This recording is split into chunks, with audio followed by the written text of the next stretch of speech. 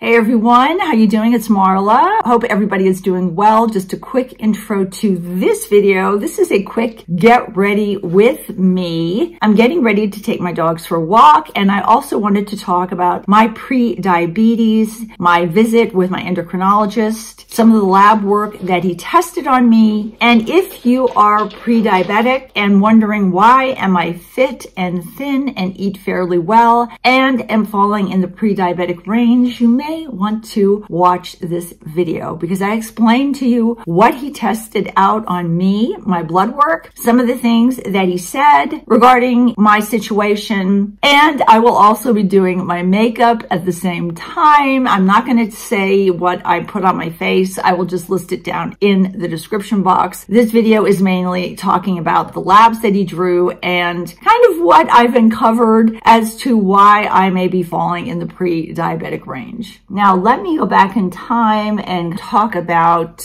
how this all happened. If you didn't see my original pre-diabetes video, I will link it down in the description box, and I will list everything I'm putting on my face in case anybody's interested down in the description box. To give a little history, my father had type 2 diabetes. However, his diet was very poor. He was one of those people that felt, I'd rather take insulin and be able to eat what I want to eat than restrict my diet and not have to take a medication. That is not my thought process. His mom also, I think, was on insulin. So maybe he felt that it was inevitable that he was going to be on insulin. I don't know. He was a person that felt that he would rather be able to enjoy his life and not have to restrict his diet. I would rather restrict my diet and not be on medication because I'm already on enough medication. I have fibromyalgia and I have small fiber neuropathy that is what my neurologist calls idiopathic, which means he doesn't know why I have it, but he is very bright because 11 years ago, or how long have I been dealing with this now? Maybe 12 years ago, he suggested to me that I may be pre-diabetic. And I kind of laughed at him and said, there's no way I could ever be pre-diabetic. I am so thin and I don't have a poor diet. There's just no way. Well, he said, it's possible. You can be thin and have pre-diabetes. So I kind of blew it off and said, he's crazy. It's just maybe an autoimmune condition or something I'm dealing with, just like my fibromyalgia. 12 years later, I go in. My internist here in Colorado is amazing. He really cares about me and he really only does testing on things that he thinks are necessary. And he does a routine A1C on me to see how I am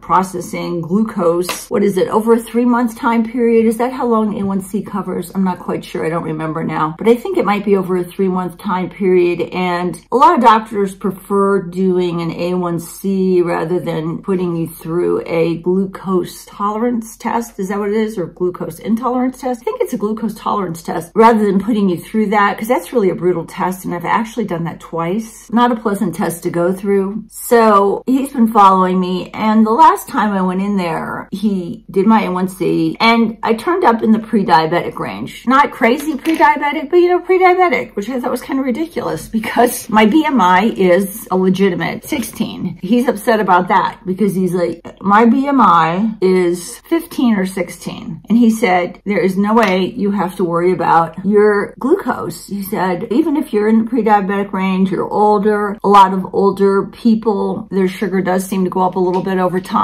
And I was like, didn't buy that. I was not happy with that answer because I said to myself, the way I eat, I should not be pre-diabetic. This is kind of not fair. I shouldn't be pre-diabetic. I decided to kind of go over his head a little bit and see an endocrinologist, which I recently did. And the endocrinologist ran the test on me that I wanted my internist to originally do. And I'll go over those. There are some tests that can be done to see how your pancreas is working. And my fear with me is I feel like my pancreas is probably not putting out enough insulin. And that is why I am going in the pre-diabetic range. I don't think it's because I'm intolerant to, what is it? I don't know enough about all of this, but I don't think it's because I have intolerance to glucose, or I don't know enough about it. I feel that it's because the reason I'm I'm dealing with this. If I look at it logically, why would I be going in a pre-diabetic range with my diet and the way I'm built? I think it's because my pancreas is not producing enough insulin, so that even though my body doesn't have a lot of glucose circulating in it, I just don't think I'm producing enough insulin. That is kind of what my thought process was. So I did go to my endocrinologist, who was wonderful. He suggested I have a lot of testing done. He suggested, number one, that I get a lot of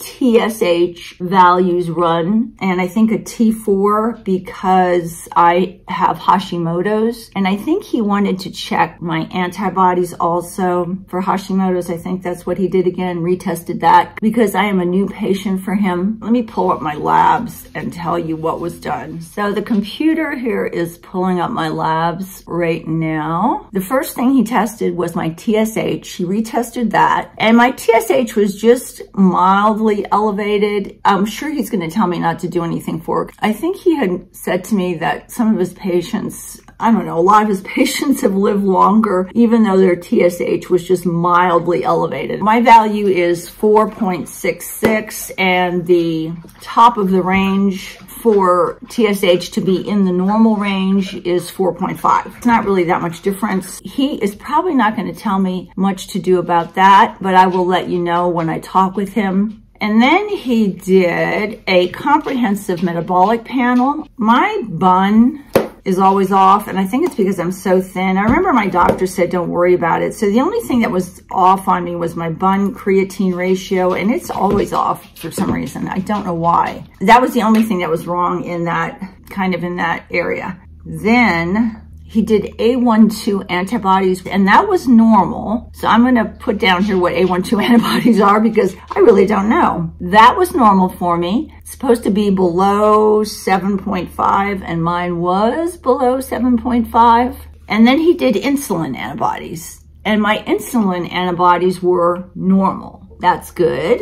And then he did another hemoglobin A1C on me. And this time my hemoglobin A1C was right at the top of the range for falling in the normal range. It was 5.6, and the top of the range is 5.6. So again, I went up again. Before I was 5.4 when I was really monitoring my glucose. This past couple months, I kind of ate some pizza and things like that. My A1C, of course, went up to be expected. He did my vitamin D, 25 hydroxy, to see what that was. And I was 47.3, which is good. You want to be above 30. I may want to get that up a little higher. I have not been taking vitamin D regularly because I take so many other pills already. I kind of slacked off on taking my supplements. I like my vitamin D to be up in the 60 range. I'll probably start taking my supplements again. He did a GAD65 antibody, and I think a GAD65 antibody tells you whether or not you are predisposed to type 1 diabetes. I'm pretty sure that's what GAD is, but it definitely is something that tells you whether or not you are predisposed to having issues. It's supposed to be under 5, and mine was under 5, so that was normal. So that's another good thing. So far, so good. And then he did a thyroid peroxidase. And again, that has to do with my thyroid. And of course, my thyroid that doesn't work anymore. I'm going to be really bad for a lot of these values. And my thyroid peroxidase was high. It was 46. And it's supposed to be not higher than 34. And then he did a PTH intact. Does that have to do with your pituitary? I'm not sure, but I will put that down here, what that is. Mine was 41, and the high, I'm kind of right in the middle, which is good. So mine was 41, and it's supposed to be between 15 and 65. Good again. We're doing okay so far. except for some of those little values, you know, the thyroid and everything. Then he did an Ambig Abreve CMP14 default. What is that? I don't know. Nothing was flagged on mine, so that looked pretty good. There was one thing I missed here. He did a C-peptide serum. That's the one for me that was off. That's the one that he's probably going to talk to me about, because I think what I read about that was, I think that tells you how your pancreas is doing. If your pancreas is pumping out enough insulin. And see, that's where I thought my problem was. And I think that's where my problem may be a little bit. What my range is mine was low. It's supposed to be between 1.1 and 4.4, and mine was 0.9. From my understanding, what that tells me is the reason I am having problems with my glucose is that my pancreas, which I'm assuming is what pumps out my insulin, is not producing enough insulin. And I don't think there's much you can do about that other than get insulin injections eventually if I would have to. So because of that, I probably need to stick to more of a keto diet. It's probably important for my body that I keep my sugar as low as possible, my glucose.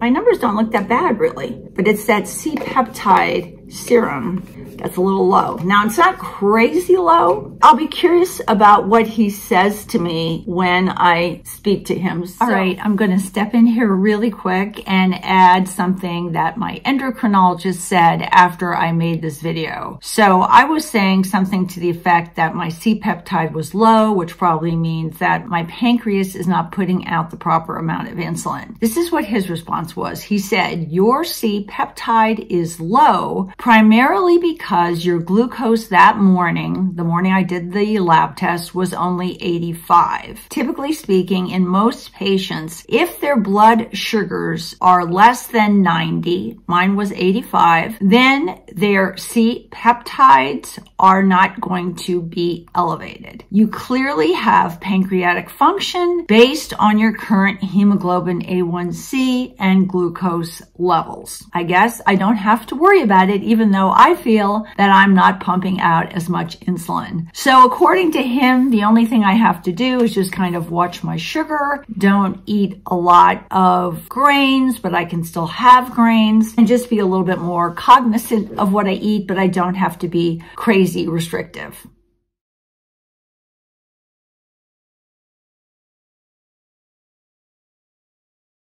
I'm assuming he's going to tell me to keep exercising, which I do. Now that my arm is better, my arm, as you can see, is functioning properly after that fall. Thank you. I just wish it wasn't my right arm because it does ache a lot before I go to bed at night. And I'm kind of hoping that over time, the ache I have in my arm goes away. Right now, I'm kind of dealing with that on a nightly basis. That is kind of what my numbers are showing. There's my makeup. Oh, and you can be, like he said, he does have patients in his practice who are, like me, fit and are pre-diabetic. That is my story, guys. Anybody that was interested in the saga of my pre-diabetes, that's where we're at. I wish I could just eat normally, like regular people. I actually look at ASMRs of people eating desserts because it's kind of like, oh gosh, I wish I could do what they're doing right now. They could just eat all these desserts and they don't have to worry about it. I hope you enjoyed this video. Take care, guys. Bye-bye from Marla.